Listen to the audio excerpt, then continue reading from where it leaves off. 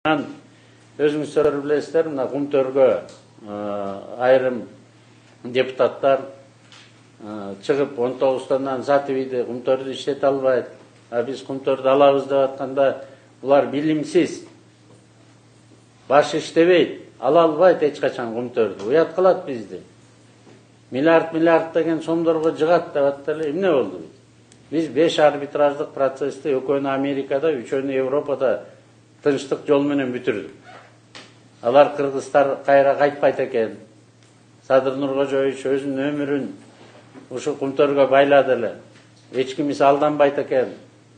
Аялы, баласы мындайга жол бербейт экен. Бир туугандарына жол бербей, кыргыз элинин кызыкчылыгына бекем турат деп ишенич келгенден кийин, анан командасы утулбайт экен.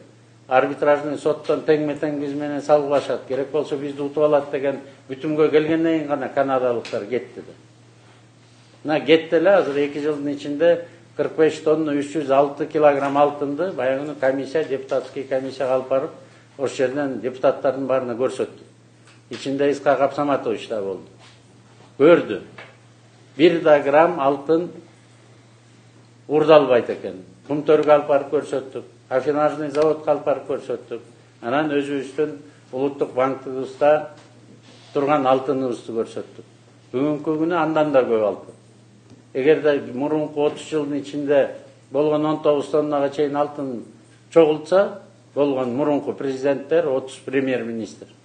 Биз 2 жылдын ичинде 45 тонна 300 алтыны ушу депутаттар кирип атканда ошончо алтын турган. Кумтөрдөн мурдагы жыл быйыл 17 килограмм, 17 тонна алдык, 17 тонна 200 килограмм. Андан мурун 10 тонна алганбыз. 27 тоннаны Кумтөрдөн алдык, бирок Кыргызстанда чыгып аткан алтындын баарын да сатып алганга мүмкүнчүлүк таптык да. Мына биздин мүмкүнчүлүктөрүбүз кеңейди. Анан Балбак Төлөбаевич деген депутат туура айтып атат. Кааласа эртең эле баарын булар төлөп салмак деп. 20 тонна алтын сатып ийсек, тышкарысын баарын жаап салган атпайбы?